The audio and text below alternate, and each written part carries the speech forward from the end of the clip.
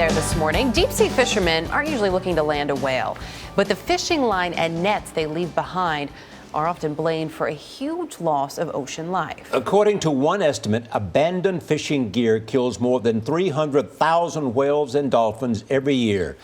John Blackstone looks at one man trying to turn that around. On Captain Dave Anderson's whale-watching boat, the mission goes beyond giving tourists an adventure. Anderson is also on the lookout for whales that are in trouble, tangled in old fishing nets. The problem with the fishing gear is it's really hard to see. Though almost invisible, fishing nets can injure or even kill a 40-ton whale. The gill net hangs down like a curtain of death. Photographs of humpback whales analyzed for a government report found half had signs of injuries from fishing gear. Anderson says other studies indicate the problem is even bigger. We have 1,000 dolphins and whales dying in nets every single day, and this is not sustainable. So Anderson now rescues whales wrapped in fishing gear.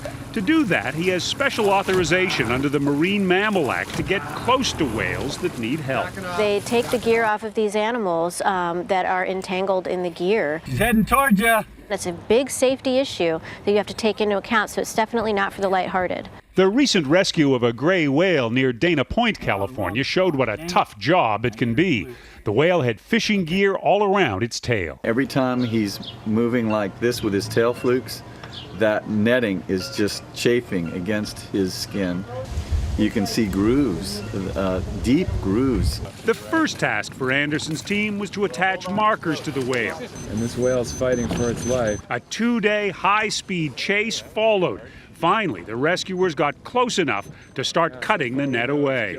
Right there. She stopped. Oh my God, there's a sea lion or something in there. The fishing gear had caught a lot more than the gray whale. There was a sea lion, 2 leopard sharks, an angel shark, a bunch of crabs, squid eggs. The whole ecosystem was in that netting. But the rescues don't always have a happy ending. Anderson has just written a book about the long, unsuccessful struggle to save a gray whale he called Lily. I know when Lily died, I cried. The whales Anderson loves to see are the ones that don't need to be rescued. So far, no problems. I'm not seeing anything. Now I can get a good look. Yeah, his body's nice and smooth. No sign of any injuries. For CBS This Morning, John Blackstone in Los Angeles. Good for the captain. Really good for the captain. But you know what's so upsetting to me about that story is that that doesn't have to happen. If somebody was just being more diligent and cleaning up their crap, that wouldn't have to happen. And I'm not a big fishing person, as you might have gathered, but I just think that's so sad. It's awful. And that one net where they said, it was an entire ecosystem, the seals and the leopard sharks and everything else. Just incredible to think of all of that. And that's just one example. Oh.